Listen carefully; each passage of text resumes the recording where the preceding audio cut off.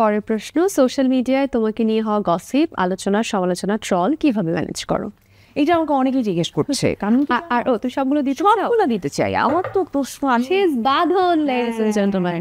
এটাও দেখবো আমি। আমাকে এটা অনেকেই প্রশ্ন করেছে যে কিভাবে তুমি আসলে এটাকে হ্যান্ডেল করো, কারণ আমি আমার কমেন্ট বক্স অফ করি না, মানে যেটা হয় যে পাবলিক করে রেখেছি। সো সবাই অনেক ইন্টেলেকচুয়াল মানুষ যাদেরকে আমি আসলে রেসপেক্ট করি, তো ওরাও দেখা যায় যে আমি ছবি দিয়েছি, ওরা আমাকে রিকোয়েস্ট করছে বাঁধন ছবিটা ডিলিট করে দাও, এত বাজে বাজে কমেন্ট। তো মানে আমি ওদেরকেও রেসপেক্ট করি, আমি ওদেরকে ছোট করে বলছি না, বাট জিনিসটা হয় কি যে এইটাকে হ্যান্ডেল করতে জানতে হবে আসলে আলটিমেটলি আমাকে এই সমাজে টিকে থাকার জন্য। বিকজ আমি যদি ওদের কথাই ভয় পাই তাহলে আমি আগাবো কিভাবে? ওরা আমাকে ভয় দেখাতে পারবে না আসলে। সো আমাকে ভয় দেখানো তো সহজ না। আমি এইটাই প্রমাণ করতে চেয়েছি, এবং যারা আমাকে ফলো করে আমি মনে করি সেই সব মানুষকে আমি এটা বলতে চাই যে ওদের দেখানো ভয়ে আমাদেরকে মানে কেউ হারিয়ে দিতে পারবে না। সো ইটস ওকে, যার যেটা ইচ্ছা সেটা সে তার নোংরা মন মানসিকতার প্রমাণ করে। সো এইটা নিয়ে নিশ্চয়ই আমি আপসেট হব না।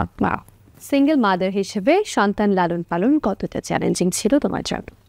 এখনো অনেক চ্যালেঞ্জিং, কারণ এখনো শেষ হয়নি লালন পালন করা। তবে মেয়ে এখন বড় হয়ে গেছে, মেয়ে বড় হয়ে গেছে, এখন আরো বড় বড় চ্যালেঞ্জ, কারণ এখন টিনেজ। তো এখন তার একটা মতামত আছে, সে একটা ইন্ডিভিজুয়াল হিউম্যান বিং। তো তার মতামত, তার ইচ্ছা অনিচ্ছা, ভালো লাগা মন্দ লাগা সবকিছু প্রায়োরিটাইজ করা। আগে তো ধরো আমার ইচ্ছা মতো সবকিছু করতে পারতাম, যে এভাবে সাজো, এভাবে কথা বলো, এভাবে এটা করো। এখন সে তার মতো করে থাকবে, এবং আমি এটাকে রেসপেক্ট। এইসব দেখে কি বলেছে? সে বলেছে এটা আমার মানে কয়েকটা ভালো কাজের মধ্যে একটা, ডেফিনেটলি। বিকজ আমার যেটা হয়, আমার মেয়েকে আমি অনেক জ্বালাই। সো দেখা যায় যে কাজটা একটা করতে গেলে যখন ক্যারেক্টারের মধ্যে ঢুকি, আমি ওই ক্যারেক্টারের মতো বিহেভ করতে থাকি।